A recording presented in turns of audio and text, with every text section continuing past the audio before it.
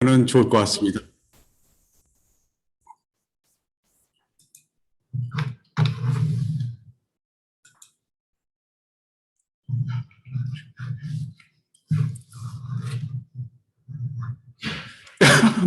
우리 누구야? 오 팀장이 없으면 이게 안 되는 것 같아요.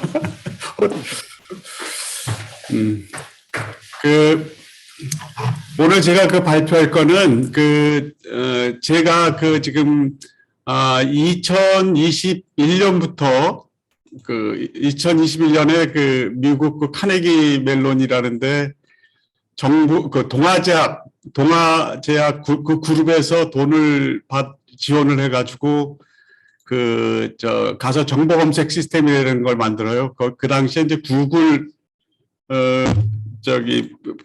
구글 만들었던 사람 하고 이제 같이 일을 했는데, 거기서 이제 정보 검색 시스템이라는 걸 개발해가지고 2002년에 와요. 2002년에 오는데, 그때 이제 함 교수님하고 만나서 정보를 어떻게 운영하느냐 이런 것을 논의하다가 2002년부터 함 교수님이 하고 계시는 20세기 민중생활사단에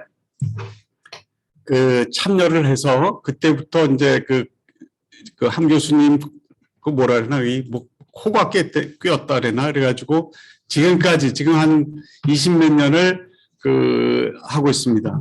요것만 이렇게 보이고 반의 사람 보이고 이렇게 했습니다. 그것도 돼? 자, 지금 아까처럼 그건 안 되는 거죠. 내비둬요. 지금 왜 무형유산은 아카이브스가 필요한가 이렇게 해서 이제 하는데, 이 제목은 사실 제가 정한 게 아니고 여기 우리 연구원의 오기식 팀장이라고 있어요. 이 사람이 며칠 전에 한 달 전에 그러더라고요. 왜 아카이브스가 필요한지 자기는 이해가 안 간다. 그래가지고 그러면 이걸 갖다가 좀 우리 연구원을 잘 모르는 사람들한테 이거에 대한 설명을 해줄 필요가 있을 것 같아가지고 제목을 왜 무형유산은 아카이브스가 필요한가에 대해서 오늘 열심히 하겠습니다. 그런데 이제 문제는 오늘 축구를 하고 있기 때문에 빨리 끝내야 된다고 그러는 거가 있어요. 그런데 내가 이렇게 참여하신 걸 보니까 축구에 별로 관심이 없으신 것 같아요. 그래서 가능하면 빨리 끝내지만 하고 싶은 얘기는 좀 다 하고 나서 하겠습니다. 이 얘기는 어떻게 되냐면, 제가 20년 동안 무형 쪽에 일을 하면서 아카이브스를 어떻게 이용해왔고, 어떻게 수집한 거는 함 교수님이 많이 얘기를 하실 거고, 어떻게 이용해왔고, 거기에 어떤 어플리케이션을 썼는지 이런 것들에 대해서 말씀을 드리는데, 그것이 지금은 운영이 많이 안 돼요. 왜 안 되냐면 시스템이 많이 바뀌고 그래서 그런데, 옛날엔 또 내가 좀 지금보다는 젊어서 아주 정열적으로 했는데, 그리고 저랑 같이 일한 사람도 지금 또 와 있어요. 지금 나이가 40 범띠라고 그러더라고요. 그래서 범띠 몇 살이냐 그랬더니 지금 6인가 7 된 사람, 제 학생이었던 조재성 선생도 지금 와서 듣고 있어요. 48입니다, 선생님. 저런 48. 그래서 데이터와 민주주의, 프롤로그, 과연 데이터라는 것이 있는데, 데이터라는 게 참 재밌어요. 이 얘기는 프랜시스 갈튼이라는 사람이, 그래? 그치. 이렇게 하면 되겠다.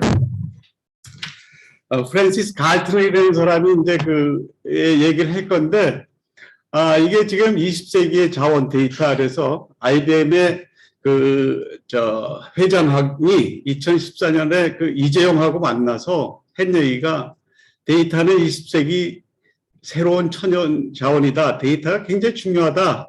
이 얘기를 이제 하는 거예요. 둘이 만나가 저런 얘기를 한 거가 중앙일보에 났고, 이건 다 아는 얘기일 거예요. 21세기 자원은 데이터다. 그럼 이 데이터가 왜 소중한가?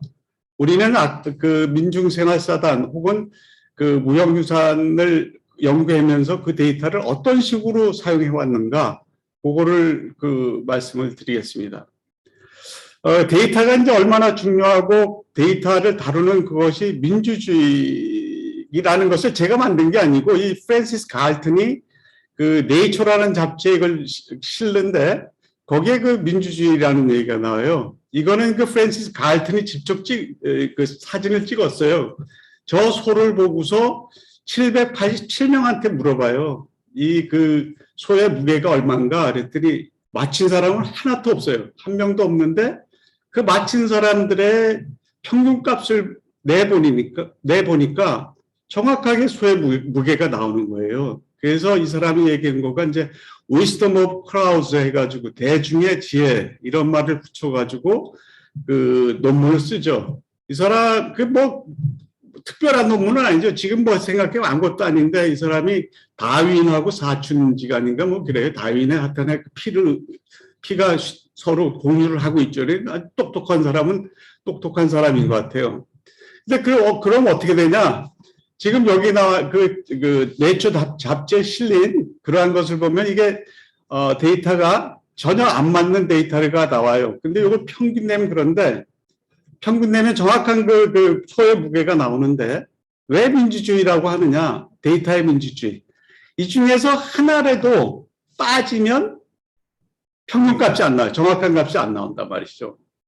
그래서 저는 그 민주주의를 생각했을 때 프랜시스 갈튼의 이걸 보면은 야, 우리의 국민의 한 사람 한 사람 의견이 다 종합돼서 그것을 중간값을 내면 이것이 정답이 아닌가 이렇게 생각되는데 요새는 좌파 우파로 너무 나눠지고 그다음에 그 학자들이 그런 좌파 우파로 나눠지면 중간값을 내는 사람이 학자여야 되는데 학자조차도 그냥 좌파니 우파니 떠드니까 이게 잘 안 되는 것 같아요. 그래서 그런데 좌우가 그 대중의 지혜는 이게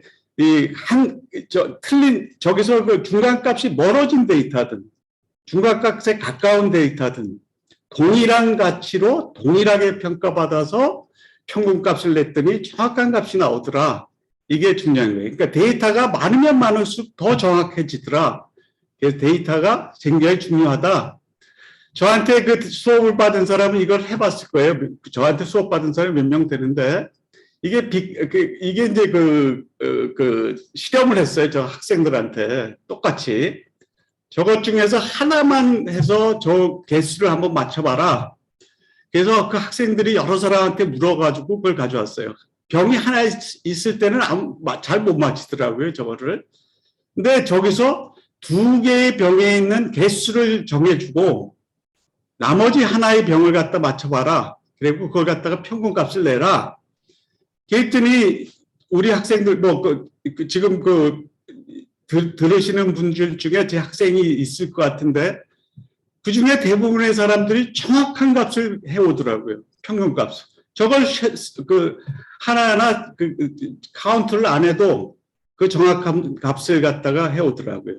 저게 이제 빅데이터의 시험인데 내가 조금 전에 얘기했죠. 두 개의 병에 들어있는 개수는 알려준다.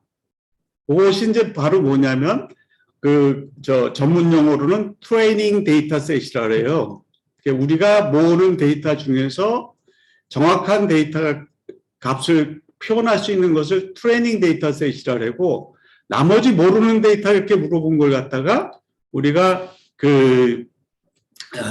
테스트 데이터셋이라고 이렇게 이제 부르죠. 그러니까 빅데이터라는 것은 뭐 데이터가 많은 것도 빅데이터겠지만 여러 개의 데이터를 이용해서 다른 값을 추정할 수 있는 것. 즉 다시 말해서 아까 얘기한 갈튼의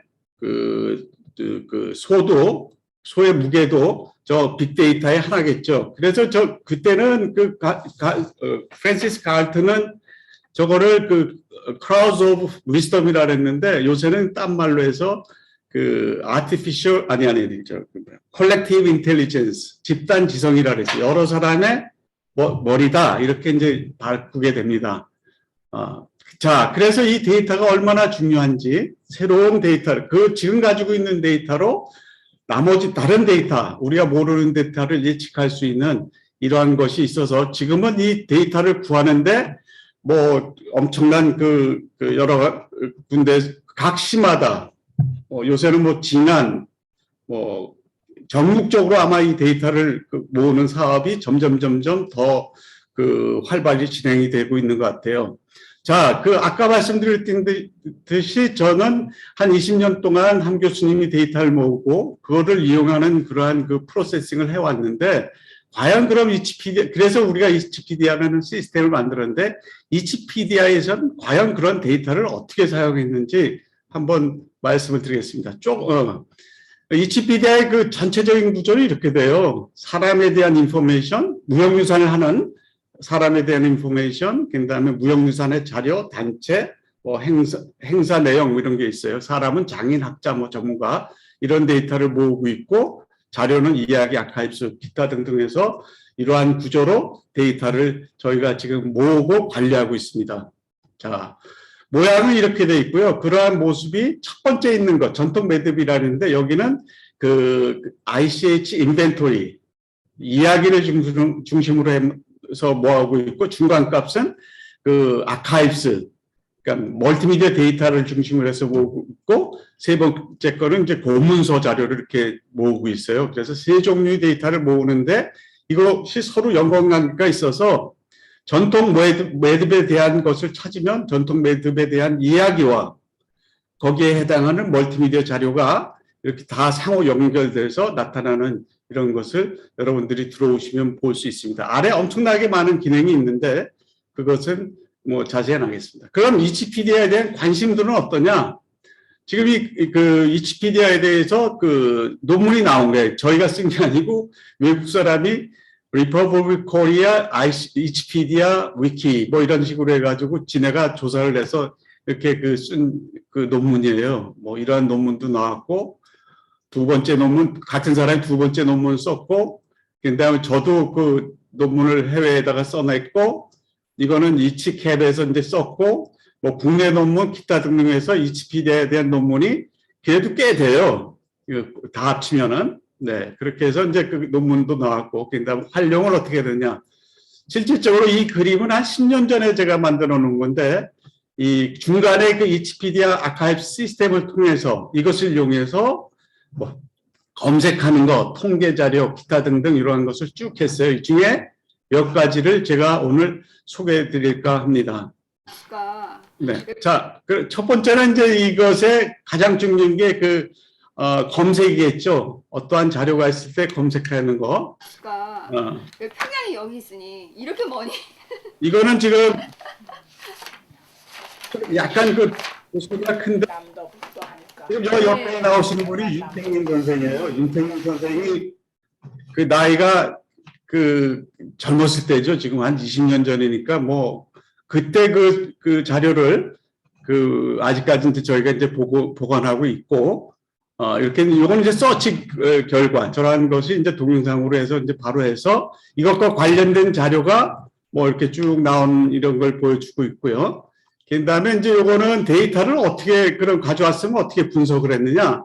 그래서 요거는 가명으로 김갑순의 구술생애기사가 이제 일본 문단으로 이렇게 저희가 나눴어요. 문단으로 이렇게 나눠서 1번부터 10부로 해서 쭉 돼 있는데, 잘한 것은 저 한경북도 백두산 밑차 이렇게 쭉 나와요.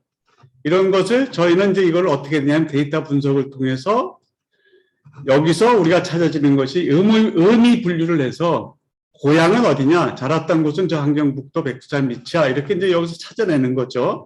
그 다음에 학교 생활은 어떻게 됐냐, 무산 보통학교 졸업하고 와서 9살 때 부모님 어쩌고 저쩌고 해서 이렇게 돼서 학교 생활에 대한 얘기를 갖다가 하는 거죠. 몇 살에 보통학교 입학했니? 9살에 갔어.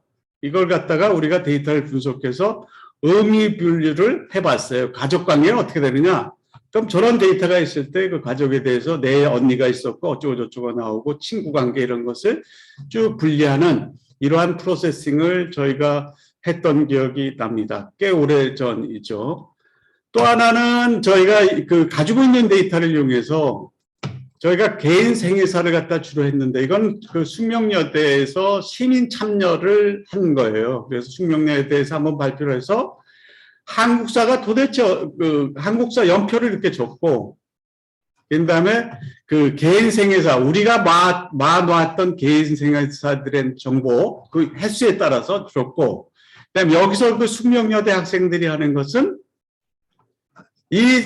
우리가 가지고 있는 개인 생애사와 이 숙명여자 대학생들의 부모 혹은 자기 할아버지 할머니에 대한 생애사, 예를 들어서 우리 어머니는 여기서 결혼을 언제 했다. 그럼 거기다가 우리 엄마 결혼 날짜 뭐 해가지고 여기다 써놓는 거죠. 그럼 이 결혼, 자기 부모의 결혼과 그 당시 한국에는 어떤 일이 일어났고 우리가 모아놓은 데이터에서는 어떤 일이 있었는지를 이렇게 한눈에 바라볼 수 있게 이게 한 20-30m 정도 이렇게 연결돼서 그 숙명여대에서 우리의 그 데이터를 이용해서 디스플레이 한 적이 있던 기억이 나요. 이거 한 15년 뭐 그렇게 됐을 거예요. 예.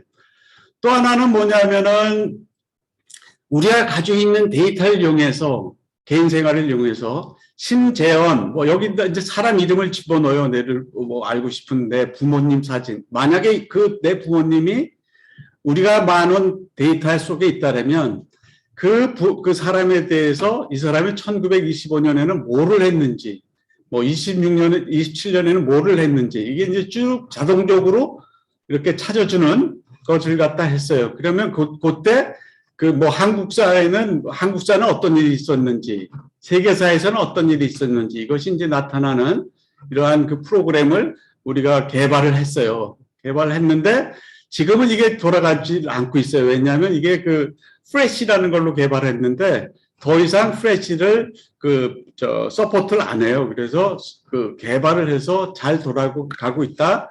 지금은 이제 운영이 안 되는 이런 것.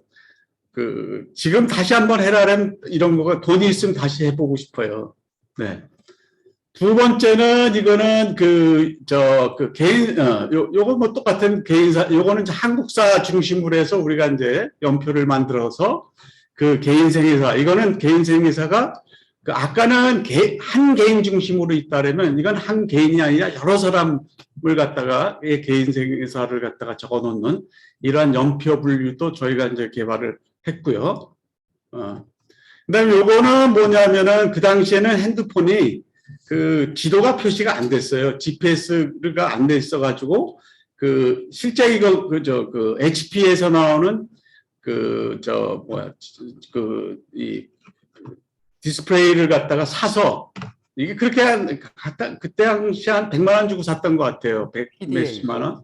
네. 그걸 사서 이건 핸드폰하고는 같지 않지만, 실제로 시스템을 가져와서, 내가 어디를 가면 거기에 우리가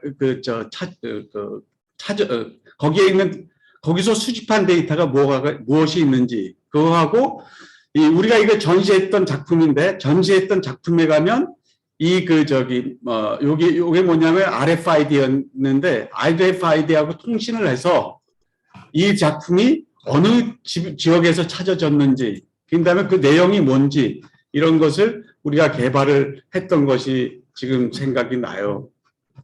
지금도 이러한 시스템을 만들면 아마 굉장히 유용할 수 있을 것 같아요. 이거는 뭐냐면 박물관에서 실질적으로 했던 건데 직비라는 것으로 했어요. 직비라는 걸 해서 이것도 물론 우리가 와놓은 그 데이터하고 연결되는 건데 이 깨버기 할머니라는 사람인데 한옥마을에 이 사람이 집이 있었어요. 그 당시 이 한옥마을이 1억 3천에 한 교수님 보고 사라 그랬는데 한 교수님 1억 3천이라는 돈이 없다. 그래서 안 사신 거예요. 그런데 지금은 하기에 한 20억, 30억 갈 거예요. 요 당시가 한 15년 전, 20년 전 되는데, 그러니까 그 당시에 샀으면 아주 한 교수님은 아주 부자가 되셨겠죠. 근데 이건 뭐냐면은 디스플레이를 이렇게 해놓으면 이 디스플레이 해놓은 거가 옮겨가는 것이 어디로 옮겨가는지를 추적을 해요. 직비라는 것이. 그 다음에 이것의 습도가 어떻게 됐는지, 온도가 어떻게 되는지, 화재가 나면은 바로 우리한테 연락을 해주는 이런 시스템을 갖다가 우리가 개발했던 기억이 나요. 지금도 하면 할 수가 있습니다. 근데 이것도 마찬가지. 박물관에 이렇게 전시를 해놓으면 전시해 놨을 때 거기 그 앞에 가면은 그 데이터에 대한 그 정보가 이제 이렇게 뜨는 이러한 것도 저희가 이제 해봤습니다. 이거는 뭐냐, 우리가 가지고 있는 데이터를 이용해서 이북을 만들었고요. 그다음에 요거는 뭐냐면은 그 우리가 가지고 있는 자료를 이용해서 그 영상을 만든 거예요. 여기 지금 나와 있죠. 하나, 둘, 셋, 넷, 다섯, 여섯 뭐 이렇게 있는데 요 자료를 가지고 그 우리나라의 그 성장 공장에 대한 스토리텔링을 했어요. 이거 처음부터 끝까지 들어보시면 참 재밌어요. 제일 그 공업이 시작됐다. 아마 대한민국에서 제일 처음에 시작됐다는 것이 성량이 아니냐 그런 생각이 들어요. 제가 생각할 땐 그렇습니다. 그거는 그 다음에 나오는 동영상은 그 시집살이 한 풀인데 광활에 있는 자료를 조사해서 거기서 나온 자료를 그 3개 이상을 갖다 수집해서 조합해서 창작 판소리를 만들어서 여기에 그 데이터를 준 사람들이에요. 이 사람들이 준 사람들과 관련된 사람들, 이 사람들과 그 시민들을 갖다 참여시켜서 실제로 그 창작 판소리를 만들었더니 이게 그렇게 좋아하더라고요. 그러니까 조금만 들어보시면 좋을 것 같아요. 민중생활사연구소에서 조사한 할머니들은 시집살이 이야기를 단 한 줄이라도 빼들 아냐는데 그만큼 여자들한테는 시집살이가 부대고 아, 나는 초장부터 뭐 또 시집살이를 하고 뭐 그런 얘기를요. 남자는 군대도 갔다 오고 그러는데. 없다 이놈 고수야. 왜? 자기 자신의 그 시집살이를 갖다가 저기 그 실제로 그렇게 판소리로 엮어서 하니까 그분들이 뭐 그냥 뭐 너무 좋아하더라고요. 하고 자, 이거는 뭐냐면 하바니 교수님이 만들어 놓은 선비의 길이에요. 그래서 한옥마을에 있는 이 선비들의 우리 자료를 이용해서 선비들에 관련된 그러한 인포메이션을 쭉 따라가는 거죠. 그래서 이 지역에서 어떠한 데이터가 있었는지 이거를 쭉 조회해서 선비들의 길을 이렇게 이제 만들어서 여기에 관련된 우리의 자료들과 연결시켜 놓은 것이 이제 그 스토리텔링으로 우리의 선비의 길을 이제 만들었던 거죠. 이 선비의 길은 사실 그 제주도에 추사 김정희 길보다 먼저 이게 나왔던 거예요. 그래서 추사 김정희 길이 아마 이걸 보고서 만들지 않았는가 이렇게 되는 거죠. 우리가 이거를 전주시에 몇 번 제안을 했었는데 전주시에서는 별 관심을 안 갖더라고요. 그런데 제주도에서는 이거 나온 다음에 추사 김정희 길 해가지고 뭐 히트를 엄청나게 쳤어요. 그것도 조금 이따 이제 얘기가 나올 겁니다. 그다음에 우리가 해놓은 것 중에 하나가 온톨로지라는 건데 이 온톨로지는 사실 그 정보화 시대에서 데이터를 모아놓은 곳에서 그 컴퓨터하고 연결돼 있으면 굉장히 중요한 거예요. 온투가 뭐냐면은 빙이라는 뜻이에요. 빙, 존재. 로지는 그 논리, 그러니까 그 존재론이죠. 실질적으로 이 컴퓨터에서 온톨로지는 컴퓨터가 문화가 무엇인지를 스스로 알게 하는 것이에요. 예를 들어서 뭐 이렇게 개화면, 화서면 뭐 이렇게 이런 걸 모아놨다 그러면 야, 이런 걸 새만금 지역이라고 아니더라도 이런 데이터를 가지고 새만금이라고 그 컴퓨터가 아는 거예요. 그래서 이 온톨로지는 제가 그 학자로, 그러니까 그 대학을 이제 그만두기, 은퇴를 제가 했습니다만 나오기 전에는 꼭 요거를 좀 해놨으면 좋겠다라고 생각을 했는데 관심이 있는 사람이 없어요. 그래서 만약에 여러분들이 정말로 무형유산을 사랑한다면 무형유산에 대한 온톨로지를 만드신다면 그것은 아마 무형유산의 또 하나의 커다란 획이 지어질 거예요. 앞으로 우리가 데이터를 소중히 생각하면요. 자, 그럼 우리는 구성을 어느 정도 좀 해가지고 이거를 써먹어 봤어요. 예를 들어서 대나무, 그럼 그 대나무가 없더라도 대나무를 갖다 인식할 수 있는 이러한 온톨로지를 부분적으로 이제 만들었던 기억이 납니다. 그러고요. 그 다음에 이건 이제 우리가 처음에 직접 만들었어요. 워드 크라우드라 해서 우리가 가지고 있는 데이터 중에서 예를 들어서 공예와 미술에 관한 전통 기술에 관련된 데이터가 도대체 뭔가 그래서 겸재가 제일 많이 나타나더라. 우리 가지고 있는 공예 미술에 대한 전통 기술에 대해서 용어 클라우드를 했더니 겸재가 하더라. 겸재하고 뭐 전승, 겸손, 뭐 단청 이런 뜻이 나오더라. 그래가지고 처음에는 우리가 용어 클라우드를 우리의 순수한 리서치를 했는데 나중엔 그 코스트가 업그레이드가 안 돼가지고 이거는 지금 구글에서 제공하는 API로 이렇게 이제 개발을 해놓은 거고요.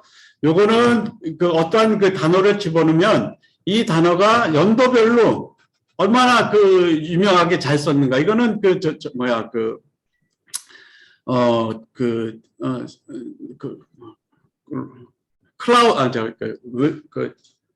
데이터를 긁었어요. 데이터를 긁어가지고, 그러니까 무형유산에 대한 관련된 신문 데이터를 긁어서, 그 다음에 이렇게 이제 표시하는 이러한 것이 되겠습니다.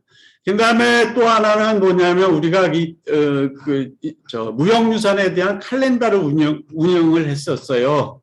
우리나라에 일어나는 일들이 어떤 일이 무형유산에 대한 일이 있는지, 2017년 3월, 웬스데이에, 이게 3월 1일은 식전대제가 있고, 가야금 산조가 해가지고 쭉 우리가 모니터링 할 때, 요걸 갖다가 우리나라 전체 무형유산에서 일어나는 일들이 무슨 일이 있는지 매년 바뀌는 것을 쭉 칼렌더를 운영했던 것도 기억이 납니다.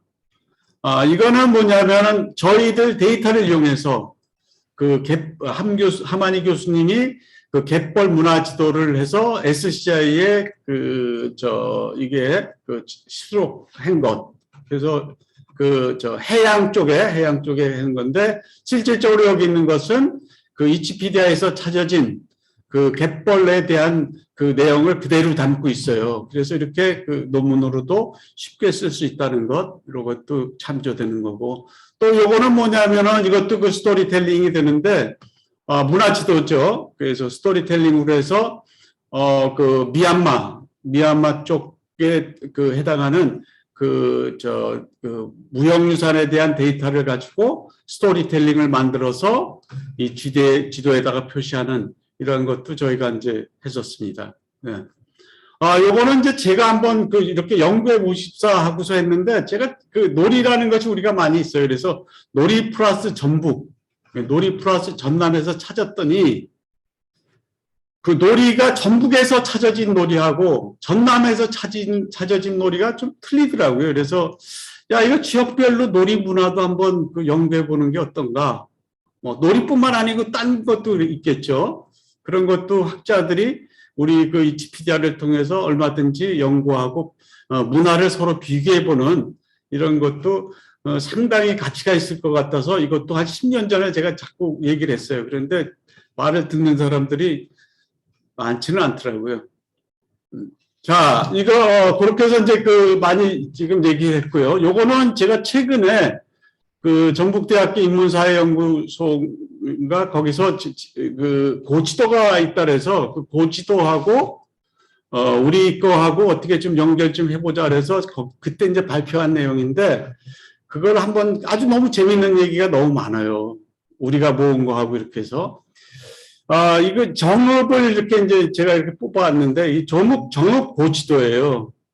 전라북도에는 정읍 자료가 많더라고요. 그래서 정읍 자료가 왜 이렇게 많은가 그랬더니, 사실은 전주보다도 정읍에 양반들이 더 많이 살았대요. 그래서 그렇기도 하고, 우리 또 서순대 선생님이 또 정읍에 사셔가지고, 이거 양반들이 많이 사는 동네를 한번 이렇게 한번 해보자. 그랬더니, 정읍 지도가 많아요. 근데 이 지도가 이게 맞는 건지 안 맞는 건지 어떻게 알겠어요. 그렇죠? 그래서 이걸 갖다가 현대 지도하고 이제 비교해 봤어요. 이게 이제 현재 지도예요. 현대 지도하고 정읍 지도하고 이거를 매핑을 한번 시켜보자 그래서 이게 지금 매핑 시킨 거예요. 모핑이라는 매핑하는 툴 중에 하나가 모핑이 있는데, 이 정읍 지도가 슬슬 바뀌어서 옛날 지도가 현재 지도로 바뀌는 거죠. 지금 이거는 이제 그 컴퓨터가 지금 별로 안 좋아가지고 그 프로세싱이 잘 안 보이는데 좋은 컴퓨터 이게 분명히 나타나요. 옛날 지도가 현재 지도하고 이렇게 이제 섞이는 그래서 이제 현재 지도를 이렇게 바뀌는 이러한 것을 제가 모핑이라는 툴로 해서 이렇게 이제 바꿔봤습니다. 자, 이거밖에 하면 이제 별 의미가 없죠. 자, 그래서 요거를 두 개를 해가지고 이제 저렇게 모핑하는 방법이 이거예요. 내가 요점과 고지도에서 난 요점과 지금 현재 그 지도에서 나오는 점을 이렇게 클릭을 해서 요걸 매핑 시켜 놓으면은 제가 이제 이렇게 자동적으로 고지도가 이제 현재 지도로 바뀌는 거예요. 자, 그런데 이제 그것도 중요하지만 또 하나는 이제 더 정확하기 위해서는 요거는 우리 시대 정훈이라는 친구가 포토샵으로 번역했는데 포토샵이 훨씬 더 정확하게 이제 변형이 되는 것을 설명드리고, 자, 여기서 이제 재밌는 게 있어요. 정읍에 도대체 무슨 얘기가 있는가 그랬더니 정읍 각시다리 얘기가 나오더라고요. 그 각시다리 얘기가 어디 나오냐면 우리 위키피디아에 있는 거죠. 정읍에서 나오는 얘기. 이 각시다리가 있었는데 각시다리에는 그 처녀들이 이렇게 여자들이 이렇게 지나가는 거 봐요. 그래서 여자가 지나갈 때 아무도 안 만나면 아기를 낳는다는 무슨 소문이 있는 거 봐요. 그런데 아무도 만나지 말아야 돼. 그러니까 물론 거길 지나가야지 아기를 낳는 거예요. 근데 그날은 어떻게 되냐면 양쪽에서 여자가 왼쪽 오른쪽에서 동시에 이렇게 왔던 거죠. 그래서 한 여자가 빠져서 죽는 뭐는 이러한 그 얘기가 있었대요. 그러한 얘기거리가 쭉 나오는데 이게 정확히 맞아요. 여기서 보면은 지금은 정읍 동초등학교에서 400m에서 있었다는데 제가 거리를 계산 보니까 거의 400m예요. 근데 동초등학교가 어딨냐면 정읍의 그 향교에서 일어난 일이에요. 그래서 고지도를 이렇게 보니까 이 고지도하고 또 일치가 되는 거예요.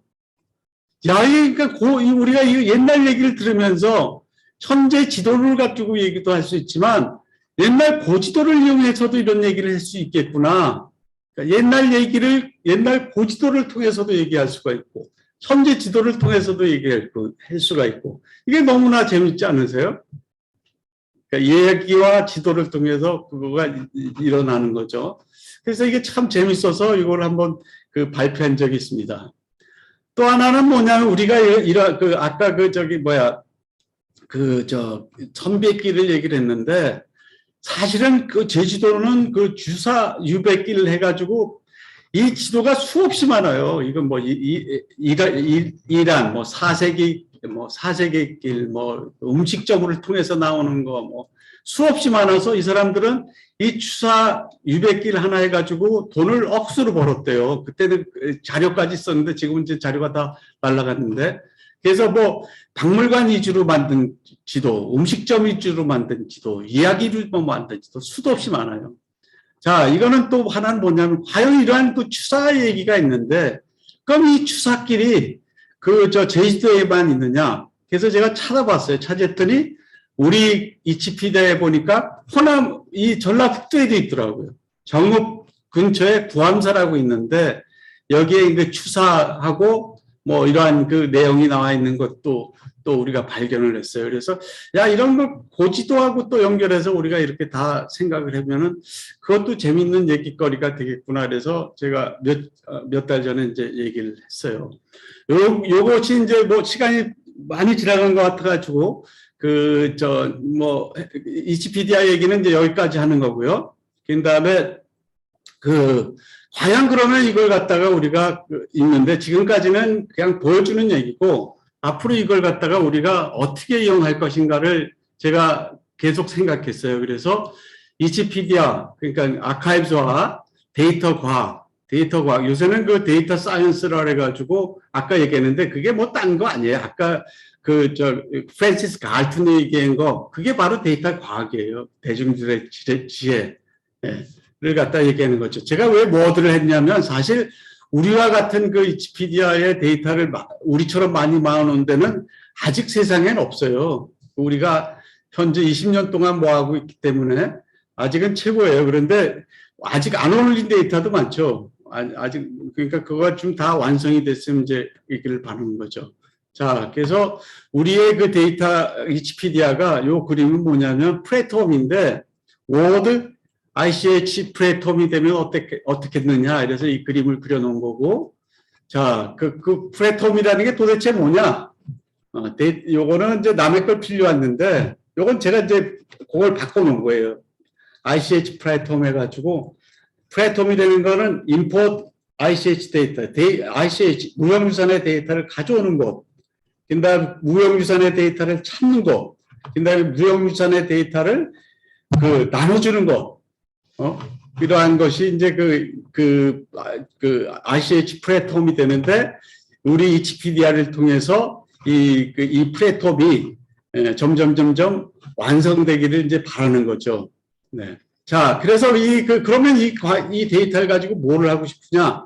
그랬을 때 저는 이걸 꼭 하고 했어요. 그래서 우리 그 연구원에, 우리 제 대학원생 중에 조연아라는 친구가 있었는데, 여자 친구인데 아주 아주 적극적이에요. 뭐를 시키면 밤새도록 해서 얘는 해놓는 여자인데.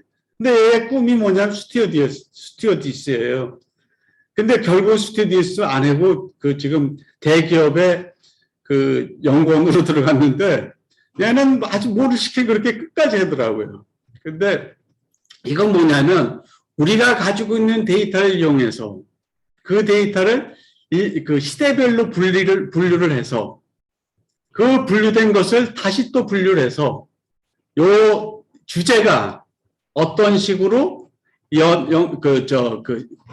시기에 따라서 이동이 되는지를 한번 해서 요걸 한번 추적해 보자, 이런 걸 꼭 하고 싶었어요. 그래서 예를 들어서 일제 강점기에 그 마을에 대한 데이터를 우리가 분류를 해놨다면 그 마을에서는 6.25 때 어떠한 그 놀이를 했는지, 정말 대보름 놀이를 했다.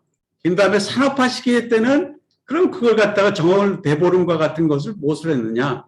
대보름은 없어졌고 제사를 했다. 뭐 이런 식으로 어떠한 그 주제에 대해서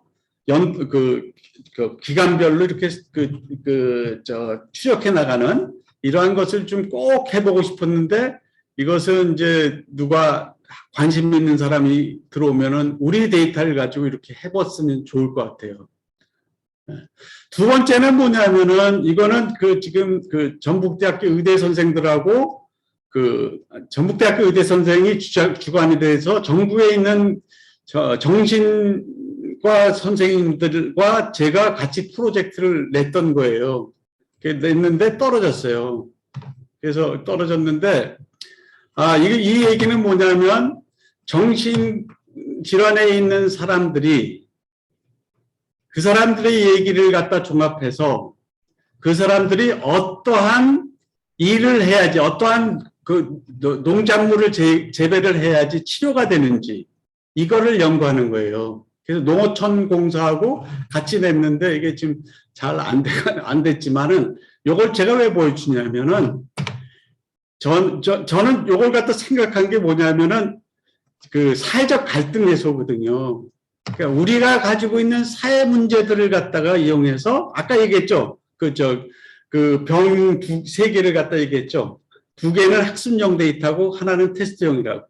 우리가 가지고 있는 데이터를 이용해서 일부는 학습용 데이터를 갖다가 만들어 놓고, 그 다음에 어떠한 사회 문제가 생기면 그 사회 문제가 어떤 식으로 사회 갈등을 갖다 해소시킬 수 있는가.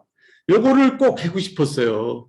이것도 누가 한번 열심히 하는 사람이 있으면 연구를 하면 상당히 좋을 것 같아요. 요게 이제 딥러닝으로 이렇게 해결하는 건데, 그래서 이거는 제가 전에 한번 얘기한 거예요. 그래서 사회적 특징이, 어떠한 사회적 특징이 있으면, 사회적 특징이 우리 데이터가 굉장히 많아요. 그렇게 있으면 그 사회적 문제가 생겼을 때 강강수월래로 순례로 해결을 해야 되는지, 오랑캐가 왔다 그러면 강강순례로 해결을 하는 거죠. 근데 두 마을 간에 싸움이 생겼다. 좌파 우파가 싸운다.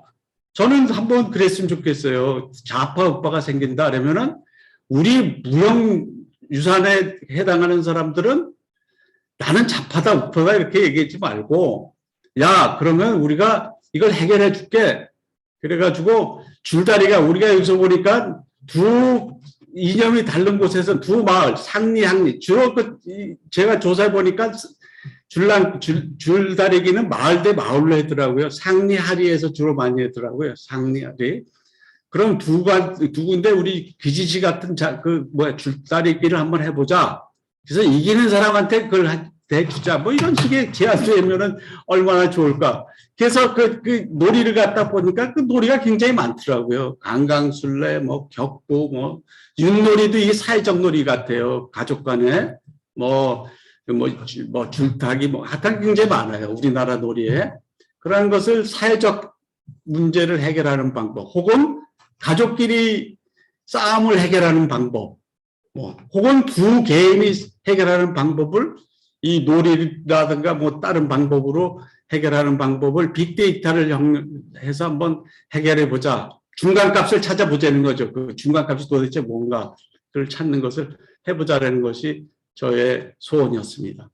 또 하나는 뭐냐면은 우리가 아까 얘기했듯이 김영근 선생도 처음에 얘기했을 때 2000 몇 년도에는 이러한 얘기가 없었다 그랬지만 실제로 없어가지고 우리가 처음 시작을 했어요. 근데 그거가 좀 지금 플랫폼을 지금 만들기 시작했는데 완성은 안 됐지만 그 플랫폼을 잘 완성을 해서 이것이 세계적인 플랫폼으로 무형유산에 대한 이 가버넌스가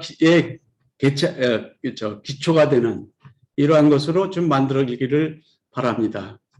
자, 이제 끝이에요.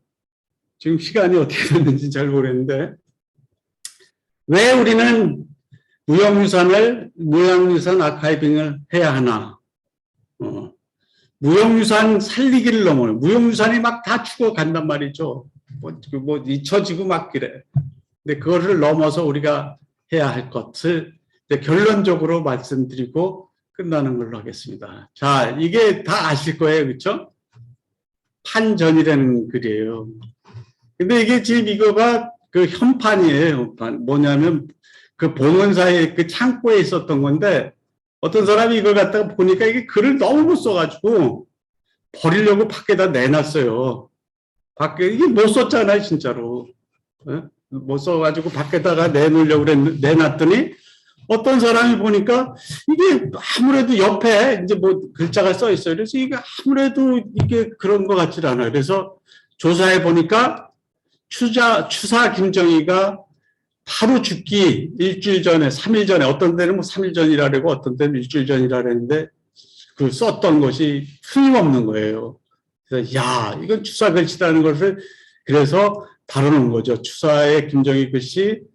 그러면서 이게 완성체다. 이렇게 이제 소문해서 이거보다 더 잘 완성된 건 없다. 죽기 전에 썼으니까 얼마나 이거가 최고이냐. 그렇게 된 거예요. 사실은 저 글씨가 버려지려고 하는 것을 추사 김정희가 쓴 것 때문에 죽기 전에 쓴 이러한 그 메타데이터 설명 때문에 저것은 정말로 엄청난 가치가 있는 그 현판이 된 거죠. 자, 그러면 이 추사 김정희만 쓴 거겠어요? 이거는 사기 그릇이에요. 사기 그릇을 제가 찾아보니까 어떤 거냐면은 그 일정 때 노세 이런 걸 다 걷어가니까 그릇이 없는 거예요. 6.25를 전후로 해서 그냥 마크으로 빚었던 사기 그릇이 쉽게 깨지긴 하지만 우리 국민들의 그 한이 여기 서려져 있는 거죠. 이게 다 깨지고 없어요. 없지만 제가 지금 그러한 내용이 어디에 있냐면 서울시립대학에 이 그릇이 하나 있고 그러한 줄줄한 설명이 적혀 있는 거죠. 이 사기 그릇이 그러니 얼마나 가치 있는 그릇이겠어요.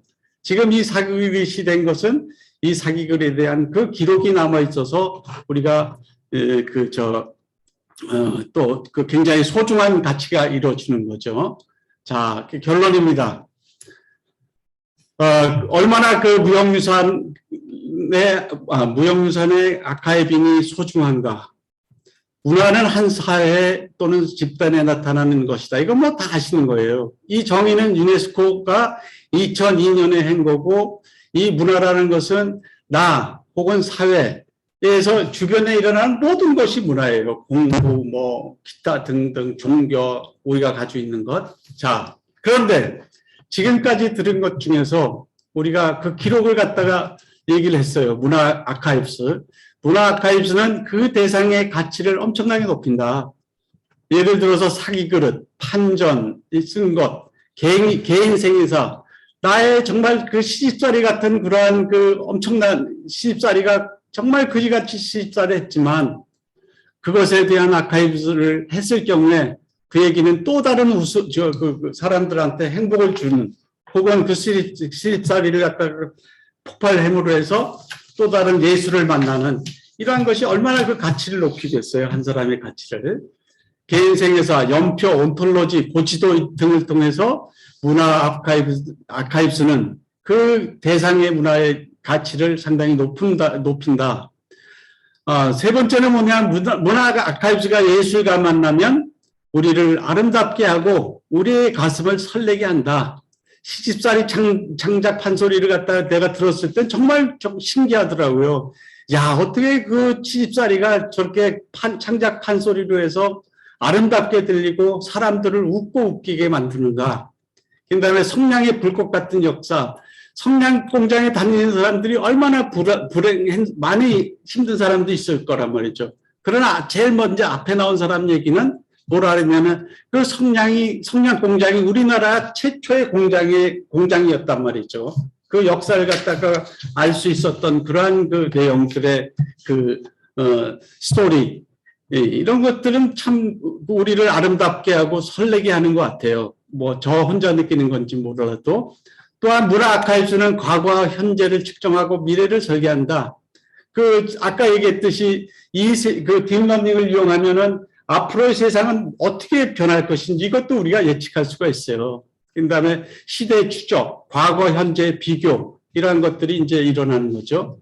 그 다음에 문화 아카이브스는 사회 문제를 해결한다.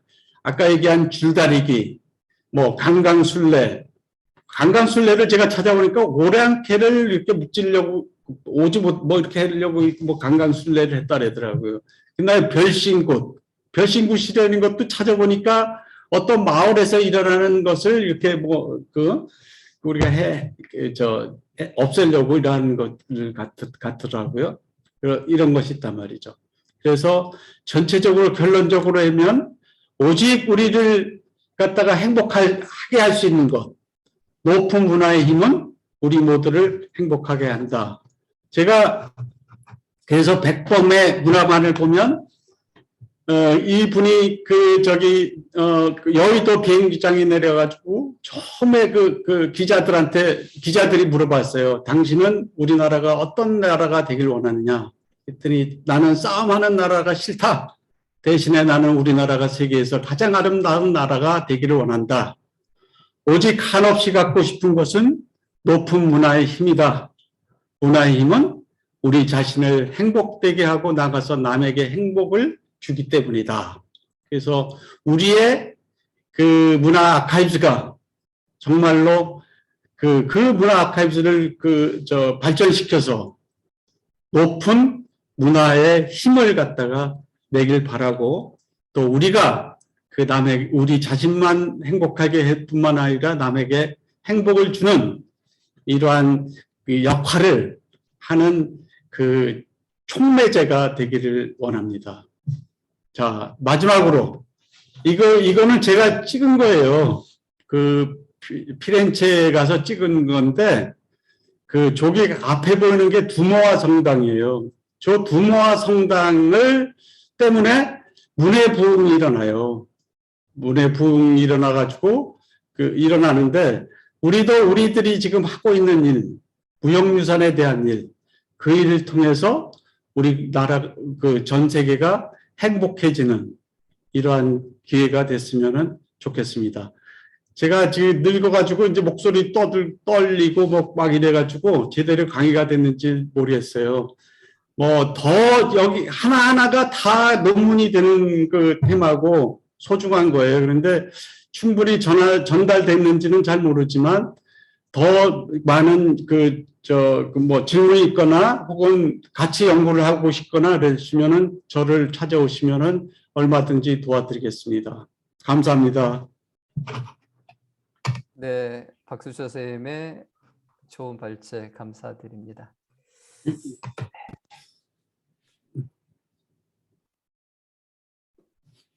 제가 선생님 강의를 듣고 요점 정리를 했습니다. 공부를 잘했는지 한번 봐주시길 바라겠습니다.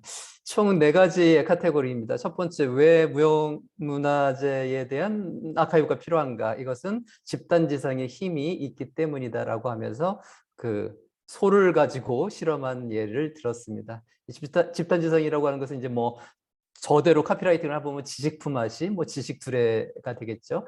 그래서 지금까지 이제 박수철 선생님께서 해오신 무형유산과 관련한 프로젝트에 대해서 몇 가지 소개를 해주셨어요. 그래서 온톨로지, 단어 관계망에 대한 얘기, 그다음에 크롤링을 통한 워드 크라우드. 이거는 주로 이제 왜 필요하냐면 인식조사, 얼마나 사람들이 무형유산을 인식을 하고 있는가, 얼마나 가시성이 인정되는가, 그거 할 때 이제 보통 이제 트렌드 분석할 때 이거를 많이 쓰거든요. 요즘 이것 가지고 이제 학위 논문 쓰는 애들도 이 문화재 신에서 나타나곤 합니다. 그래서 크롤링을 통한 워드 크라우드 얘기했었고, 문화유산 정보와 지도 링킹, 그러니까 이제 어떤 유물이 있으면 그 유물이 어디서 나오는지 우리는 궁금할 텐데, 그전에는 그냥 텍스트로 어디 출토라고 되어 있지만 이제는 직접적으로 그 지도에서 탁 띄울 수 있게끔 링킹을 시키는 기술이죠. 그래서 이러면 친절한 문화유산 가이드라고 하는 서비스가 가능할 것 같고요. 그다음에 이제 고지도 모핑 같은 경우는 이제 과거와 현재의 지도의 통시적인 변화사항을 한눈에 실증적으로 비교할 수 있는 연구로 활용될 수 있는 겁니다. 그래서 전반적으로 이 아카이브즈 구축을 어떻게 한 것인가라고 하면은 뭐를 해라라고 하는 이제 아카이브즈 방법의 A to Z를 흔히 이야기할 텐데, 이제 박순철 선생님의 방식은 그런 것을 얘기한 것보다는 이제 아카이브로 구축해서 데이터가 쌓아놓으면, 이른바 빅데이터가 쌓아놓으면 이걸 가지고 무엇으로 연결지어서 활용할 수 있는가에 대한 얘기를 하신 거죠. 그래서 이런 작업들을 가능하게 했다라는 얘기입니다. 다만 이제 다음 세 번째는 시도는 해봤으면 아직 미완, 좀 더 디벨롭 시키고 앞으로 좀 해봤으면 싶은 게 다 뭐과 관련되냐면 딥러닝과 AI 관련된 쪽인 것 같아요. 그래서 딥러닝 시키고 자가학습 시켜버리면 이게 AI가 되면 우리가 직접적으로 그러니까 뭔가 자료를 검색할 때도 사실은 그 자료가 인터넷에 검색되려면은 그것을 개발한 사람이 태깅을 해줘야 돼요. 어떤 검색을 띄웠을 때 이게 노출될 수 있도록 일일이 이 키워드를 태깅해 줘야 되는데, 이제 AI 자동학습이 되면은 이 사람이 원하는 키워드로 이 자료가 뜰 수 있게끔 주는 게 이제 딥러닝 AI 기술의 검색 기법이 달라지는 개념이죠. 그래서 이런 딥러닝과 관련해서 자료 분석과 시대 추적, 그다음에 사회적 갈등 해소, 이거는 되게 재밌는 것 같아요. 그래서 사회적 갈등 해소와 딥러닝인데, 이거는 이제 뭐 꼭 딥러닝 기술 파트를 안 넣어도 그냥 우리 무형유산 쪽으로 연구도 충분할 것 같아요. 그러니까 전통 문화의 놀이, 예술, 의례가 치료적인 기능이 이제 펑션이 있지 않습니까? 그래서 이것이 사회적인 갈등 해소 기제로서 무형유산에 어떻게 작용했는가, 이 부분은 되게 떼어서도 논문 쓸 감이 아니겠는가, 이런 생각을 해봅니다. 그래서 결론적으로 이런 것을 얘기하면서 결론적으로 왜 아카이브이즈인가라고 하면 키워드만 검색해보면 정체성, 아이덴티티에 대한 문제, 그다음에 대상 가치를 제고할 수 있는 힘이 있고, 또 예술 파트의 아카이브즈였을 때는 좀 그 미적인 감각들을 고양시켜서 우리가 좀 더 실감 있게 실감할 수 있는 것을 도와줄 수 있다, 이런 기술들이. 또 이제 과거 현재의 데이터를 통해서 미래를 예측할 수 있는 것이 가능해진다. 또 이제 사회적 갈등 해소 를 도와줄 수 있는 장치일 수도 있고, 결론적으로 이런 것은 문화의 힘을 극대화시키면서 우리가 좀 더 행복한 삶을 영위할 수 있는데 이런 아카이브즈가 발휘될 수 있다, 힘이 발휘될 수 있다라고 말한 것 같습니다. 어떻게 박수 선생님, 제가 강의를 좀 잘 들은 것 같습니까? 예, 소리가 너무 잘 들으셔가지고 뭐 제가 할 얘기가 없을 정도로. 예, 그럼 제가 잘 정리를 했고, 이제 궁금하신 사항을 물어봐 주시면 이제 박수님께서 답변을 해주시겠는데, 선생님 혹시 아까 온톨로지, 저는 이해할 때 온톨로지가 그 자가학습 기능하고 같은 개념인가요?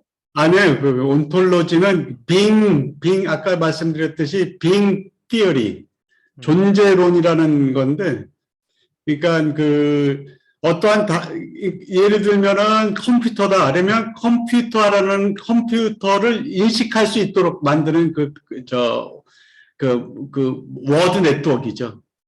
네.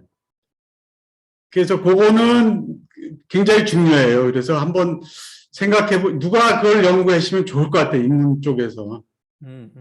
성재 선생이 한번 연구를 하면은 박사 걸로 받을 수 있을 것 같은데. 사실 이제 아카이브가 테크닉이라고 생각하지만, 무형유산 아카이브는 거의 이제 인문학자가 같이 끼어들지 않으면 안 되는 게, 일정한 어떤 대상 자료가 있었을 때 만약에 굿이 한 편이 있지 않습니까? 그럼 네네. 토탈 타임이 48시간인데 48시간을 다 통으로 올려놓으면 이용률이 극히 떨어지잖아요. 그러면 그래. 적절한 단위에서 우리가 잘라줘야 된다고. 그러면 네. 어디서부터 어디까지를 편집해줘야 되는 건 결국은 우리 소관이죠. 그렇지, 맞죠. 또 이 자료가 어떤 내용을 담고 있는지 키워드 검색을 하기 위해서는 태깅을 달아줘야 되는 것도 우리의 영역인 거죠. 맞죠. 또 무가를 이해시키려면 그것에 대해서 받아 적는 체록하는 작업도 우리의 작업인 거죠. 그러니까 이제 협업을 하지 않으면은 무형유산은 되게 힘든 분야가 되겠어요. 그래서 사실은 이것은 그냥 테크닉 하는 사람만이 신경 쓸 거라고 생각할 것이 아니라 실제로 우리가 이것을 이해하고 있어야 테크니션들하고 대화를 통해서 최적의 효과를 나타낼 수 있다는 거죠. 그래서 오늘 말하신 거는 우리가 참 이 정도는 이해하고 할 만한 거다라고 저는 생각을 해봤습니다. 네. 당연한 것이 뭐냐면 그 온톨로지라는 개념이 공대에서 나온 게 아니고 그 인문 철학자한테서 나온 건데, 그것을 갖다가 하려고 보니까 컴퓨팅 파워가 너무 많이 필요한 거예요. 컴퓨터 하는 사람이 한 게 아니에요. 인문학자들이 그걸 갖다 하려고 해서 했더니 컴퓨팅 파워가 너무나 해가지고 중간에 안 됐어요. 이게 1900. 그런데 이제 지금 이제 컴퓨터가 지금 너무나 좋아졌으니까 이제는 해도 되지 않을까, 이런 생각이 듭니다.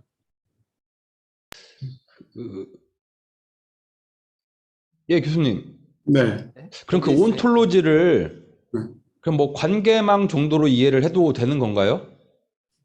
그렇죠. 관계망이라고? 그러니까 쉽게 얘기하면 컴퓨터가 인간을 이해할 수 있는 그런 네트워크를 만들어 주는 거예요. 그러니까 인간이라면 컴퓨터가 이해를 못할 거 아니에요, 그렇죠?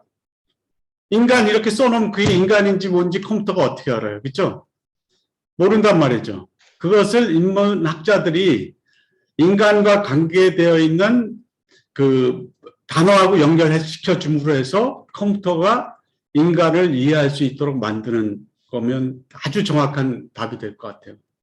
근데 그거는 공대 선생들이 할 수 있는 게 아니라 인문대에서만이 할 수 있다는 얘기죠. 저는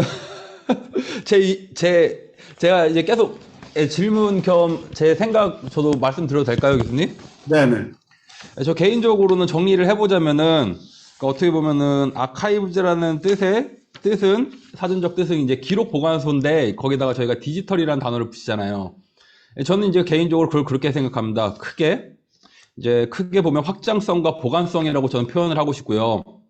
확장성은 예시를 들자면은 브리테니커에서 위키피디아로 갔다고 판단이 되고요.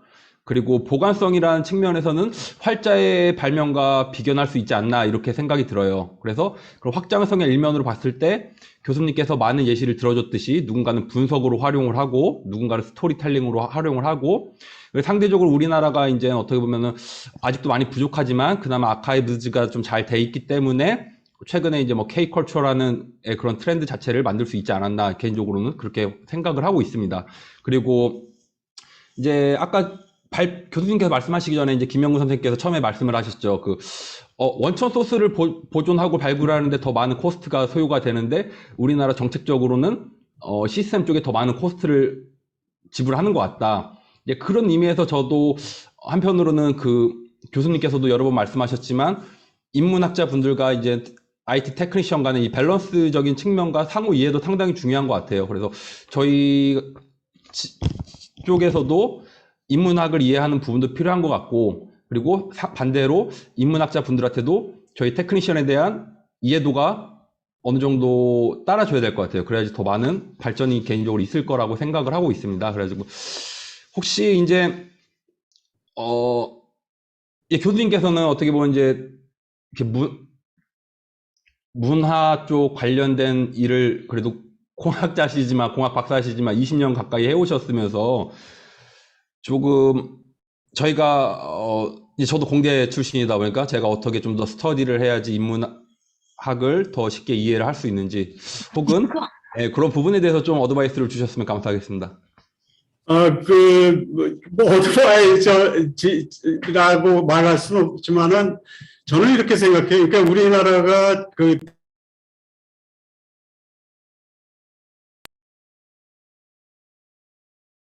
선생님, 제가 작동을 잘못했습니다. 박순철 선생님, 음향을 다시 한번 켜주시겠습니까? 우리나라가 가장 큰 콘텐츠 개발의 가장 큰 사업이 처음 된 거가 황룡사 구충서탑이에요. 그걸 갖다가 해놨는데 잘했죠, 잘. 근데 거기 돈이 무지무지하게 들어갔죠. 그 다음에 한 거가 뭐냐면은 그 고구려 시대의 옷에 대해서 그 콘텐츠로 개발하는 건데 그 황룡사 석탑은 컴퓨터 사이언스가 있어요.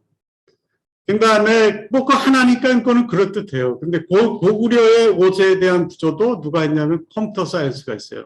컴퓨터 사이언티스트들이. 그러니까 그 나중에 그 고구려의 그 의료를 이렇게 보니까 이거는 옛날 그 시대의 그 고구려의 그 투구가 아니에요. 그냥 현대의 어떤 컴퓨터 사이언티스트들이 이걸 하니까. 그래서 그런데 이제 그걸 해놨어요. 그래서 돈을 무지무지하게 들여서 해놔가지고 사람들이 막 뭐라 그랬어요. 이런 돈을 해서 이걸 만들어놨냐, 어디 썼냐 그랬더니 드라마에 한 번 쓰고 말은 거예요. 그거를 실제로 드라마에 쓴 거예요. 그런데 거기서 뭐가 문제냐면 그게 고구려의 옛 모습은 안 나타나는 거예요. 그럼 거기 누가 했어야 되느냐? 인문학자들이 했어야 돼요. 근데 그것 때문에 이제 또 엄청나게 이제 혼을 났어. 그러니까 뭐라 그러냐면 이제는 컴퓨터 사이언스들이 그러한 콘텐츠를 개발하는 것이 아니라 이제 인문학자들이 콘텐츠를 개발하기 시작했어요. 그러니까 인문학자들이 또 하니까 이건 또 안 되는 거예요. 컴퓨터가 들어가야 되는데 안 되니까. 그래서 어떠한 그 컴퓨터 사이언스와 인문학자들의 적절한 조화가 반드시 필요하다. 온톨로지도 마찬가지. 어떻게 인문학자만 가지고 했겠어요. 그런데 내가 이렇게 느끼기에는 어떠한 있을 때 인문학자들이 훨씬 더 돈이 많이 들어간다.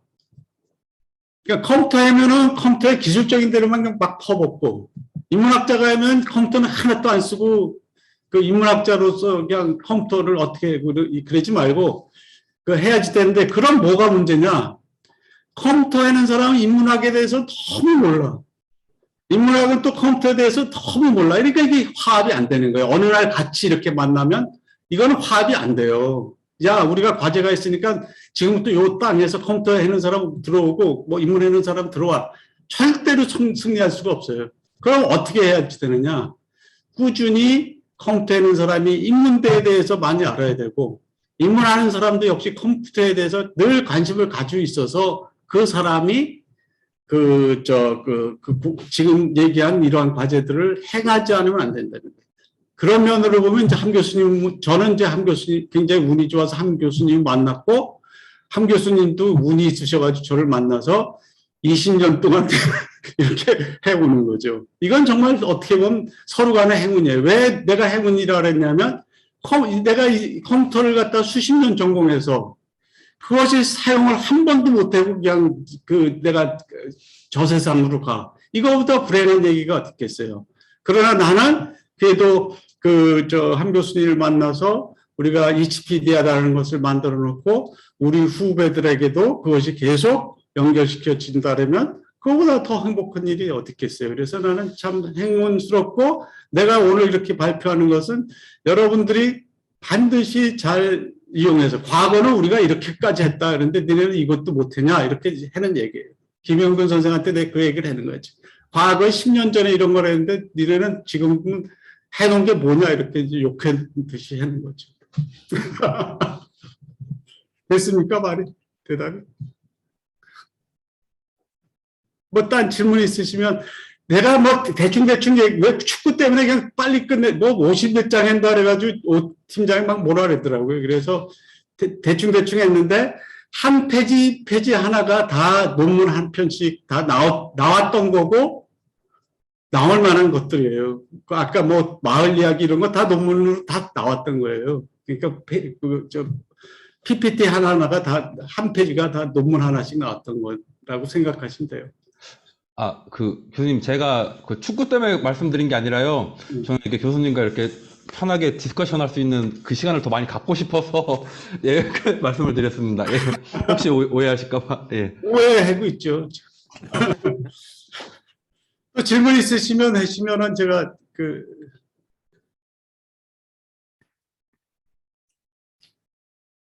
신박사 어떻게 질문도 좋고 들었던 소감도 좋고, 예. 선생님 반갑습니다. 문혜진입니다. 네네 문 선생. 네, 선생님 발표 너무 잘 들었고요. 제가 선생님 그 말씀하신 고지도 모핑에 완전 지금 꽂혀가지고요. 너무 신기하더라고요. 근데 이게 고지도 모핑을 하면 이게 어떻게 이렇게 나타나는지 조금 설명을 해주시면 제가 다음 프로젝트 생각하는데 엄청 도움이 될 것 같습니다, 선생님. 그 모핑을 전에는 저희가 그 개발을 했어요. 근데 지금은 툴이 너무 좋아가지고 네네. 툴이 있어가지고 점을 이렇게 찍어요. 인위적으로 찍으면 이제 그렇게 자동적으로 그러니까 사람의 모습이 고양이로도 변하고 고양이하고 사람이 있으면 그렇게 되는데 이제 고지도에서는 옛날에 고지도가 현대 지도로 이렇게 변하고 이런 거를 갖다가 이제 하는 툴이 모핑이라 그래요. 모핑. 그런 툴을. 네. 그래서 그러면 그거 선생님- 논문 쓰셔도 좋을 것 같아. 그러니까 그 기술을 쓰는 게 아니라 네. 고지도와 그 현대 지도에 비교해 가면서 논문을 쓰셔도 굉장히 많은 논문이 나올 것 같아요. 선생님 그럼 고지도에 남아있는 그 유적들이 뭐 네. 예를 들어서 뭐 종교 유적의 같은 그렇죠. 것들이 그 모핑에 지금 현대에 있는 위치로 이렇게 쫙 나타난다는 거죠. 그렇죠. 네. 그렇죠. 그래서 거기서 보시면은 지금 정읍걸 했는데 정읍 한교가 과거의 그 한교 자료가 지금 한교 자료하고 같더라고요. 근데 옛날 과거의 한교는 정읍의 한교는 굉장히 컸고 지금은 굉장히 축소됐지만 그래도 같은 위치에 있더라고요. 그러니까 정읍이 엄청나게 큰 도시였어요. 지금은 많이 축소됐지만 그런 거를 고지도와 현대 지도를 보면서 분석할 수가 있는 거죠. 그러니까 이제 문혜진 선생님 오해하지 말아야 될 것은 자동으로 추적해 주는 건 아니고 우리가 고지도에서 포인트를 찍지 않습니까? 성황당이 어디에 위치했다. 그러면 현대 지도에서 그 성황당이 어디에 있다를 찍어요. 그러면 이게 지도가 겹쳐지면서 어떻게 그렇지. 이동하는지를 보여주는 거라서 찍어주는 건 연구자가 해줘야 돼. 그렇죠. 네. 기계가 여튼 자동으로 해주는 게 엄청난 아니라. 신기술이라 가지고 선생님 발표 너무 잘 들었습니다. 감사합니다. 그냥 시각적인 효과는 사람들이 이제 이렇게 네. 변하는구나 이런 효과는 있는 거죠. 네.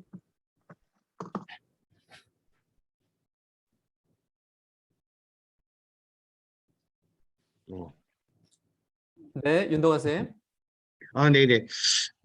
이거는 뭐 어떻게 보면 박순철 선생님한테 그 질문 드리는 건 아니고 저희가 그 문화를 연구하는 학자 입장에서 또 문화를 너무 좋아하는 사람들로서 선생님이 말씀하신 이 그 문화 아카이브즈는 그 사회 문제를 해결한다는 측면은 저도 이렇게 매우 공감하고 이런 것들을 특히 그 정책을 하는 사람들이나 이런 분들한테 이해시키고 하는 것들이 좀 매우 필요할 것 같습니다.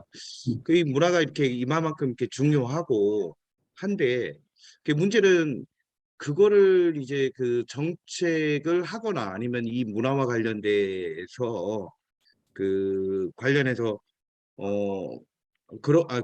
특히 이제 행정을 하거나 이런 분들한테 솔직히 어떻게 좀 이렇게 얘기를 해야 그분들이 이 문화가 정말 중요하구나. 그리고 이런 쪽에 지금 아카이브 하는 작업이라든가 이런 부분에 대해서 좀 이렇게 그 투여를 해야 되는구나 하는 것들 좀 어떻게 좀 이해시키는 게 좀 좋을 건지 그런 부분에 대해서 이건 뭐 저기 박순철 선생님한테 질문 드리는 건 아니고 여하튼 좀 같이 좀 논의해보는 게 필요하지 않는가 하는 생각이 듭니다. 네네. 그 같이 제가 이제 왜 전에부터 이제 그걸 제가 이제 발표를 했었는데 실질적으로 저 전국의 그 정신과 선생님들이 모여서 그 과제를 내요. 과제를 내는데 그 사람들의 데이터는 우리보다도 없다고. 근데 왜 우리는 과제를 안 내냐. 우리도 저런 방법이 있는데 우리는 지금 내 생각도 안 했잖아요. 그러니까 내 생각에는 좀 그 무형유산, 지금 얘기한 그런 문화의 중요성, 이런 거가 빨리 전파되는 역할을 각자가 해야 될 것 같아요. 그러니까 좌파냐, 우파냐가 이게 따질 게 아니라 나는 분석자다. 나는 그 계산하는, 그러니까 그 중간, 그 리더다. 이러한 의식이 있어야 될 것 같아요. 데이터 하나하나가 소중하다라는 걸 갖다가 생각을 하셔서, 좀 적극적으로 선전도 하고, 우리는 이거 문화 해결할 수 있다. 이걸 얘기를 하셔야죠. 자료가 다 있잖아요. 귀짓이 얼마나 좋아요. 사회 문제를 해결했잖아요. 두 동네 간에. 그 줄다리기로 했잖아요. 여태껏. 그 다음에 내가 많이 쫓아다녀 보면 상리하리가 있잖아요. 아까 뭐 얘기할 때도 나왔지만 둘 간에는 여러 가지로 사회 문제를 해결했더라고요. 돌팔매질, 뭐 줄다리기, 뭐 이런 걸로 했던 것이 있단 말이죠. 그럼 그 사람네들 언제는 돌팔매질하고 어떤 거는 줄다리기를 했느냐. 그랬을 때 그걸 뭐 정치 문제들도 가져갈 수 있는 거죠. 우리가 이제 그런 거는 분명하니까 그거는 그 아까 얘기한 그 학습 데이터로 놓고 예를 들어서 민주당과 국민의당이 싸워. 그럼 그걸 집어넣는 거지. 니네 이러한 일이 있을 때 이걸 어떻게 할래? 이러면 니네 한번 줄다리기 해봐라. 혹은 뭐 돌팔매지기로 한번 해봐라. 난 그랬으면 좋겠어. 여의도에서 국힘과 민주당이 돌팔매질을 해서 누가 이기느냐, 이기는 사람이 뭐 국회의원을 갖다가 뭐 한 2석 더 가지고 간다든가 뭐. 그거 멋있지 않아요? 난 그거 굉장히 멋있는 거. 근데 모르겠어요. 신희라 선생님 이런 거 얘기들은 별로 좋아할런지 몰라도 성경에도 나와요. 우림과 두림이라는 게 나와. 그래가지고 둘 중에 하나 이렇게 꺼내. 그래서 우림이면 뭐 좌고 두림이 다 그런 거예요. 그러니까 그런데 우리는 소스가 너무 많다는 것이니까. 무형유산을 한 학자들은 특히 신이라 선생 같은 경우에는 그 해결 방법까지 다 가지고 있잖아. 근데 왜 안 해? 왜? 저는 그렇게 생각합니다. 제가 좀 너무 그러니까 편하게 얘기하느라고 이렇게 얘기하는 거예요. 네. 선생님, 저 같은 경우는 좀 그런 거예요. 뭐냐면은, 정성적인, 그러니까 교수님께서도 말씀하셨던 것 중에 제가 그리고 예전부터 이제 교수님한테 항상 이제 나중에 교수님께서 잘 설명을 해주시긴 했는데 항상 초반에 그런 의문들이 많이 남았어요. 너무 정성적이지 않나? 좀 나는 저걸 데이터를 정량적으로 봐야지 남들을 설득시키기가 쉬울 것 같은데 이래서 사회 갈등이란 것 자체도 막 이게 올라가는 게 10이면은 6에서 4로 해소됐다 좀 뭐 이렇게 하거나 좀 경제적인 효과로 뭐 교도소를 10개 지을 돈으로 아카이빙을 잘해갖고 교도소를 2개만 짓게 됐다 막 그러면 그것도 경제적인 효과가 있는 거고 그렇게 하면 설득력이 조금 있지 않을까라는 좀 생각이. 그래서 지금 우리가 그 사람들을 설득 안 해도 지금 디지털 아카이브의 붐이 일어나고 있어요. 전라북도에서 가장 취직한 데가 무진장인데 지금 무진장에서 데이터를 모으려고 하는 운동이 있어요. 그 다음에 뭐 지금 전국적으로 이게 벌어지잖아요. 데이터는 사실 우리만 가지고 있어야 아무 의미가 없어요. 전국이 어떠한 문의 부흥이 일어나야 되는 거지. 그러니까 데이터 모으는 부흥이 일어나서 진안도 자기네 나름대로의 아카이브스가 있고 딴 데도 그러한 아카이브스가 사방팔방에 있어야 돼요. 그래야지 우리가 일어나는 거예요. 우리도. 그래서 제 생각에 이것이 붐이 돼가지고 지금 여러분들이 하나하나 그 매개체가 돼서 이 정부는 지금 그 선언을 했어요. 그 데이터, 우리나라가 데이터 중심국이 되겠다. 그러면 그거에 대해서 우리가 반응을 해야죠. 근데 제일 반응을 갖다가 잘해야 될 사람이 우리라는 거죠. 문화와 관련된 거라는 거죠. 예를 들어서 센서 데이터는 얼마든지 나와요. 예를 들어서 뭐지? 요번에 그 과제된데 놀자양가 뭔가 뭐 그런데 그런 데는 뭐 그냥 전기만 꽂아놓으면은 어떤 사람이 뭐 사간지 금방 나온단 말이죠. 그런 거는 돈 줄 필요가 없어요, 정부에서. 그런데 우리 같은 데이터, 우리처럼 한 사람 한 사람의 데이터를 갖다 모은 거, 이거는 아무나 할 수 있는 게 아니에요. 그러니까 우리의 데이터는 상당히 소중한데 정부에서 이 데이터가 얼마나 소중한지를 몰라요. 아는 사람이 딱 두 사람 있었어요. 누구냐면 문화재청의 엄기훈 그 국장하고 황 선생. 지금은 부장. 그분들은 아주 적극적으로 데이터의 가치를 알았는데 나머지 정부의 높은 자리에 있는 사람은 아는데 그 다음은 잘 모르시는 것 같은 느낌이 들어요. 그러나 이것이 곧 다가온다. 내 생각에는 뭐 10년 안에 내가 얘기하지 않아도 모든 사람들이 데이터의 그 가치를 쉽게 알 거다라는 것은 저는 분명한 것 같아요. 그렇지 않으면 우리나라는 안 되니까. 그리고 그 데이터 가치 중에 가장 소중한 게 뭐냐? 문화를 얘기하는 쪽이 가장 소중하다. 그 문화를 얘기하는 곳은 우리가 처음이었고 가장 많이 한다. 그래서 우리가 힘을 단결해서 지금이라도 과제를 하는 순간 그 데이터를 차곡차곡 모으자. 그냥 한 번 하면 데이터가 그냥 조사하고 그 종이로 된 데이터는 아무 의미가 없어요. 왜 그러냐면 종이는 100년이고 1000년이니까 다 없어져요. 그러나 이것이 디지털 되면은 그거는 없어지지가 않는다고요. 그러니까 종이로 아무리 내가 데이터 많이 가지고 있어. 테이프로 녹음한 거 그냥 수없이 많아. 그게 무슨 의미가 있어요.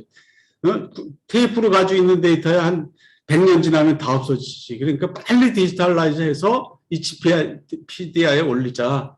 그것이 내가 정말 사명이다. 사명만 가지고 내가 후배들을 위해서 난 정말 돈은 못 받더라도 데이터는 올리겠다. 이런 가짐을 가지면은 우리는 성공할 것 같아. 의미가 있을 것 같아. 우리의 삶이 의미가 있을 것 같아. 서 선생님 몇 해 전에 한 대통령 후보가 불심으로 대동단결을 기치하려 왔는데 이제 박수쌤은 데이터로 대동단결 주창하시는 것 같아. 그러니까 문화를 선생님 반드시 해야 된다니까. 예, 서순례 선생님, 예, 음향이 꺼져 있어요. 음향 켜주시고, 네.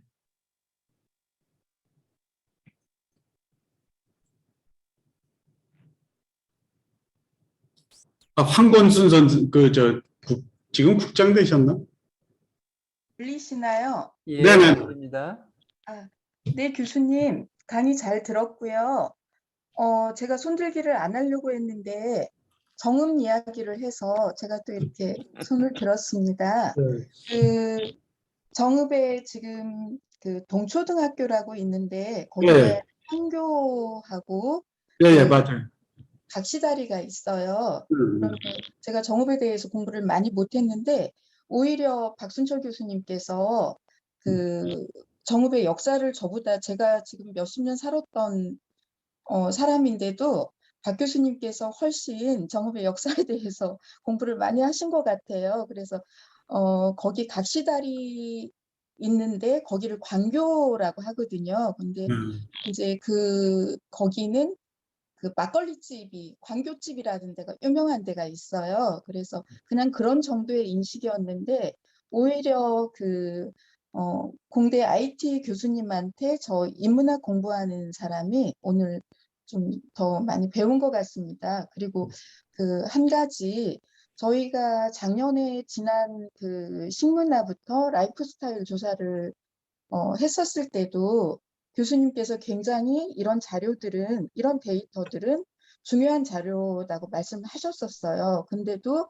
저희들은 이제 현장에서 조사를 하고 보고서를 쓰거나 용역 마무리가 되면 데이터를 다시 수집하는 한 것들을 저희가 시간이 이제 없다는 이유로 많이 뭐라고 할까요? 그런 것들을 열심히 모으지 않았었는데, 굉장히 저희들이 그 인문학자들이 하는 작업과 또 그 IT 쪽에서 이렇게 저희는 항상 협업 형식으로 저희가 조사하면 박순철 교수님, 오기식 선생님 팀에서 또 구축을 좀 해주시잖아요. 디지털 아카이브 구축도 해주시고.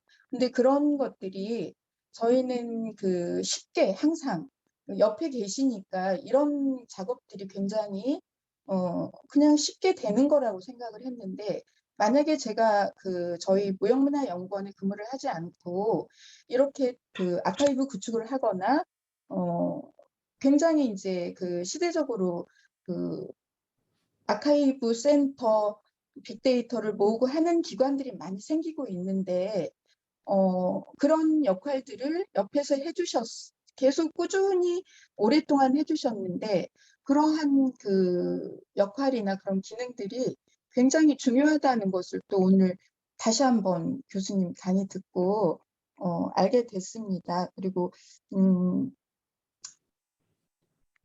그냥 갑자기 제가 두서없이 말씀은 드리지만, 교수님이 아까 오랫동안 인문학자고 융복합하면서 그래도 이치피디아라는 큰 업적을 남겼다는 것이 정말 저희는 거기에 몇만 점이 모여져 있고 한다는 것은 알았지만, 그래도 정말 다른 저희들이 구글링 하거나 이런 기능 못지않게 인문학자들은 이치피디아를 통해서 그런 정보를 알고 서로 공유하고 그렇게 활용할 수 있는, 그렇게 어떻게 보면 르네상스 다시 한번 이치피디아를 좀 부활시키는 것도 굉장히 중요한 일 중에 하나일 거란 생각을 했습니다. 네, 감사합니다. 말씀하셨듯이 지금 아까 보여드린 거는 제가 주는 건 다 10년 전에 했던 일들이에요. 그런데 지금 이제 못하고 있는데, 못하고 있고요. 그 다음에 조금 전에 이제 말씀하신 것 중에서 구글링보다도 그랬지만, 구글링에는 이렇게 자료 많지 않아요. 무형유산에 대해서는 우리가 제일 많다는 서 선생님, 연구실장님께서 우리를 너무 비하하시나? 아니, 농담이에요. 이거 웃으라고 하는 얘기인데, 실질적으로 구글보다는 훨씬 더 많다는 거. 그거는 확실합니다. 무형유산에 대해서. 서 선생님 화내지 마세요. 웃으라고 한 얘기니까. 감사합니다. 잘 들었습니다. 자, 박영희 선생님 한마디 하시죠.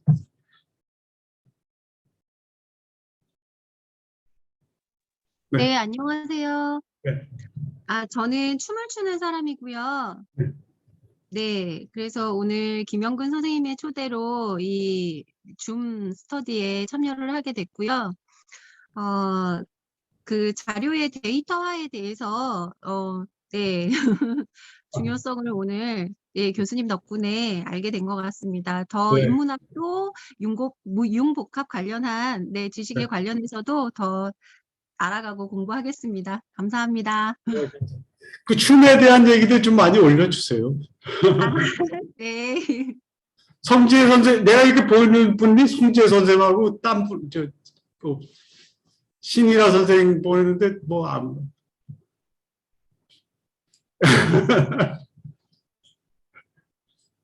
갤러리로 보기 하면 전체가 다 보이는데. 아, 그러세요? 네네네.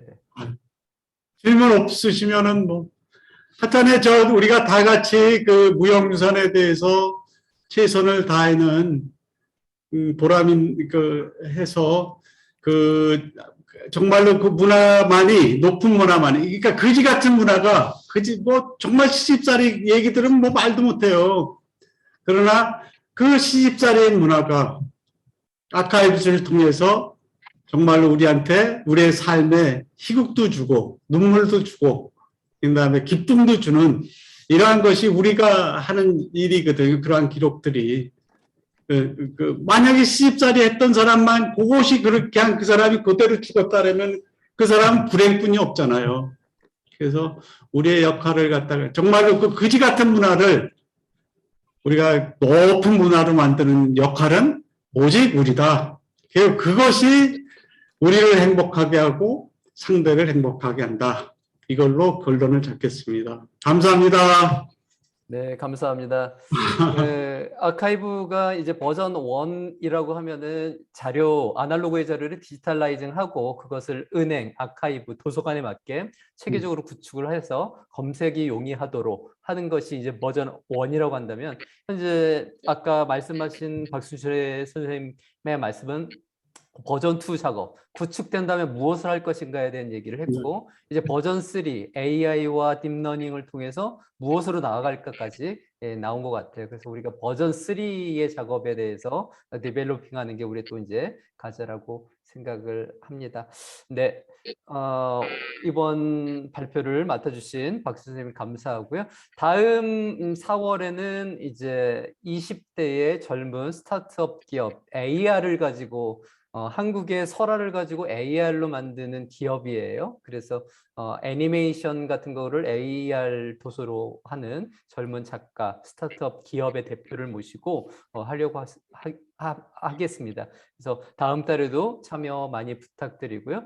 좋은 기획으로 함께 공부하는 분위기를 만들었으면 좋겠습니다. 오늘 참여해 주신 여러분들 대단히 감사합니다. 이것으로 이번 달 무형유산 콜로퀴엄을 마치도록 하겠습니다. 감사합니다.